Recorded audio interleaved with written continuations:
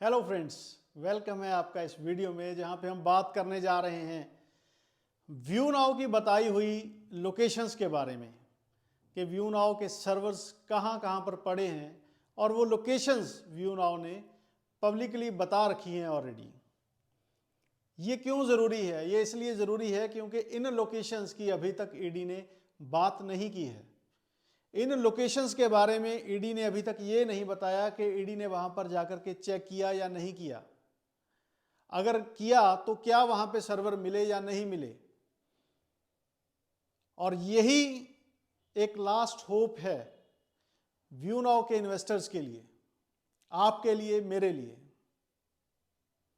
कि वहां पे सर्वर्स पड़े हों और कंपनी के क्लाइंट्स हों। केवल तभी कंपनी सही साबित हो सकती है। लेकिन अभी तक इसके ऊपर ना कंपनी ने ये डिटेल्स कोर्ट में जाकर के प्रेजेंट की है, ना ही अभी तक ईडी ने इसके ऊपर बात की है। तो कौन सी हैं ये लोकेशंस जिनके सही साबित होने पे व्यू नाउ एक बेहतरीन बिजनेस मॉडल के रूप में निकल करके सामने आ सकती है, और जिनके झूठ साबित होने पे व्यू नाउ एक बहुत बड़े स्कैम के रूप में निकल करके सामने आ सकती है।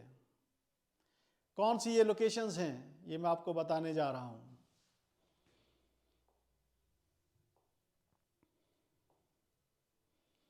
लगभग 2 महीने पहले व्यू नाउ ने अपने ऑफिशियल यूट्यूब चैनल पर 2 महीने पहले, ये मैं इसलिए आपको दिखा रहा हूं कि कार्रवाई जो है वो अक्टूबर से शुरू हुई है, लगभग 5 महीने होने को हैं। दैट मीन्स कि अगर 2 महीने पहले ये डाला है तब तक इन्वेस्टिगेशन चल रही थी, और अगर पब्लिक डोमेन में कोई इंफॉर्मेशन डाली गई है तो वो डेफिनेटली जो है इन्वेस्टिगेटिंग एजेंसी के पास भी होगी, इन्वेस्टिगेशन ऑफिसर के पास भी होगी। इस वीडियो में मैंने थोड़ा स्किप कर दिया है क्योंकि पहले तो एमओयूज और क्या फ्यूचर प्लान्स हैं कि उत्तर प्रदेश में ये बनाना है, वो ये फ्यूचर की बातें हैं, इनका कोई मीनिंग एट प्रेजेंट नहीं है। लेकिन जब आप यहां से आगे सुनेंगे तो इसमें आपको पता चलेगा। यूनाव राजस्थान के अलवर में 2 मेगावाट क्षमता के 210 रैक के हाइपर स्केल डेटा सेंटर और पंजाब के लुधियाना में 100 रैक के एक मैनेज डेटा सेंटर का संचालन कर रही है। इसमें क्या कहा है, 2 महीने पहले कंपनी ने पब्लिक डोमेन में क्या कहा है कि राजस्थान में अलवर में 210 रैक के डेटा सेंटर का संचालन कर रही है। दैट मीन्स कि इन प्रेजेंट ये डाटा सेंटर वर्किंग में है। 210 रैक का, एक रैक में शायद 18 सर्वर तक आते हैं। तो अगर ये बात सच निकली तो एक डाटा सेंटर में ही सारी रिक्वायरमेंट्स पूरी हो जाती हैं। सेकंड, इन्होंने कहा है कि लुधियाना में 100 रैक का एक डाटा सेंटर है, ऑपरेशनल है, जिसका संचालन कर रहे हैं। अब इसमें भी 2 चीजें हैं। एक कि ये आप ओन करते हैं, आप इसके मालिक हैं और इसको चला भी रहे हैं। दूसरा, ये डाटा सेंटर किसी और का है, आप केवल उसे चला रहे हैं। अगर ये डाटा सेंटर आपका है, आप इसके मालिक हैं और आप इसको चला भी रहे हैं, तो आपकी सारी चीजें जस्टिफाई हो जाएंगी। लेकिन अगर ये डाटा सेंटर किसी और का है, इसका मालिक कोई और है, आप केवल ऑपरेशनल ऑपरेट कर रहे हैं, इसको केवल चला रहे हैं, तब आपकी इन्वेंट्री जस्टिफाई नहीं होती। इन्वेंट्री यानी कि सर्वर्स, क्योंकि वो आपकी फिर एसेट में नहीं आएंगे। तो इसके ऊपर ना तो लुधियाना के डाटा सेंटर के ऊपर, ना राजस्थान के डाटा सेंटर के ऊपर अभी तक ईडी ने कुछ नहीं कहा है। और हमारे 1 लाख इन्वेस्टर्स के लिए ये बेहद ज़रूरी है। हम चाहते हैं कि जल्दी से जल्दी ईडी इसके ऊपर भी कोई ऑफिशियल स्टेटमेंट दे कि जो 1 लाख लोगों को ये बात बताई गई है, क्या ये सच है या झूठ। जब तक ये निर्णय नहीं होगा तब तक व्यू नाउ के केस का निर्णय नहीं हो सकता, क्योंकि सारी बात इसी पे डिपेंड करती है। नेक्स्ट, इसमें कंपनी कोलोकेशंस के बारे में बता रही है। इसके अतिरिक्त गाजियाबाद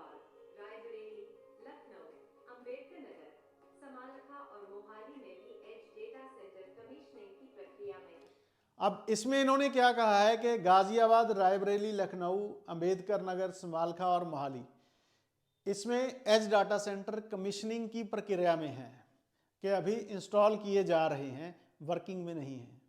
तो इसको भी हम इग्नोर करते हैं, स्किप करते हैं, क्योंकि यहाँ पे भी कुछ नहीं मिलेगा। में है। साथ ही 6 कोलोकेशन डेटा सेंटर हैं, जिनमें जयपुर में सीवाई फ्यूचर, इंदौर में रैकपैन, रायपुर में सीवाई फ्यूचर, मुंबई में कंट्रोलर्स, नोएडा में वेबवर्क्स और सीवाई फ्यूचर शामिल हैं। अब इन्होंने क्या बताया है, ये सबसे मेन पार्ट है दोस्तों। जब से व्यू नाउ में एसएलवी का जन्म हुआ है, तब से लेकर अब तक जो मेन बात सबको बताई जाती है वो ये है कि को-लोकेशन डाटा सेंटर्स के ऊपर सर्वर्स पड़े हैं। अब 6 लोकेशंस कंपनी ने बता दी हैं।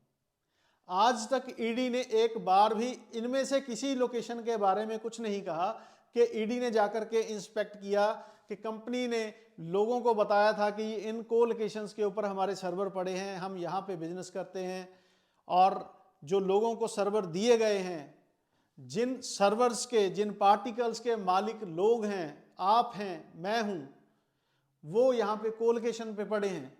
और इसके बारे में आज तक कितनी हैरानी की बात है, कितनी ज़्यादा हैरानी की बात है, और ये बात मेरे को हजम नहीं हो रही।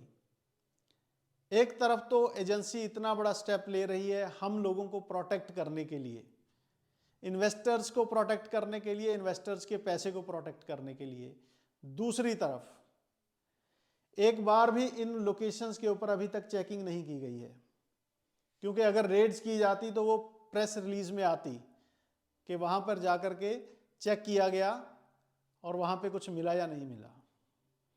तो क्यों इन लोकेशंस के ऊपर आज तक बात नहीं की गई है? जब तक इनके ऊपर बात नहीं की जाएगी, बात क्लियर नहीं होगी। हम चाहते हैं कि जल्दी से जल्दी इन चीज़ों के बारे में ऑफिशियली स्टेटमेंट जारी की जाए, लोगों को पता चले कि वहाँ पे सर्वर्स, डाटा सेंटर्स एक्चुअल में है या नहीं है। कंपनी से भी हम ये चाहते हैं कि अगर आपके पास कुछ है, आपने इतने बड़े बड़े डाटा सेंटर्स बता दिए, आपने 6 को-लोकेशंस बता दी, 2 डाटा सेंटर, 8 लोकेशंस हो गई हैं आपकी। अगर 8 लोकेशंस के ऊपर आपके पास सर्वर्स पड़े हैं, तो 8 लोकेशन का तो मीनिंग ये हुआ कि आपका बिजनेस बहुत ज़्यादा बढ़ गया है, तब जाकर के आपको 8 लोकेशंस के ऊपर ज़रूरत पड़ी। अगर आप इतना बड़ा बिजनेस कर रहे हैं तो आपके पास क्लाइंट भी होंगे, रेवेन्यू जनरेशन का पार्ट भी होगा। तो क्यों नहीं आप ये लिस्ट बना करके हाई कोर्ट में या सुप्रीम कोर्ट में चले जाते? अगर आप इन्वेस्टिगेटिंग जो एजेंसी है उसको नहीं भी बताना चाहते किसी कारण से, तो कोर्ट तो आप जा ही सकते हैं, डिटेल्स आप वहाँ पे वेरीफाई करवा सकते हैं। तो इस पूरे ईडी और कंपनी के खेल में हो क्या रहा है? पिस रहे हैं आप और मेरे जैसे लोग, 1 लाख इन्वेस्टर्स। तो यही दोस्तों, एक पहले दिन भी यही बात थी, 5 महीने बाद आज हम बात कर रहे हैं, आज भी यही बात है कि यहाँ पे कुछ है या नहीं है। अब मेरे को पता है कि बहुत से नेगेटिव वीडियोस बनाने वाले लोग या देखने वाले लोग कहेंगे कि जी ईडी ने तो लिस्ट दे दी है। ईडी ने लिस्ट दी है, लेकिन इन लोकेशंस की उसमें बात नहीं है, इन लोकेशंस का जिक्र ही नहीं है वहाँ पे। ये पहले दिन भी हम कहते थे।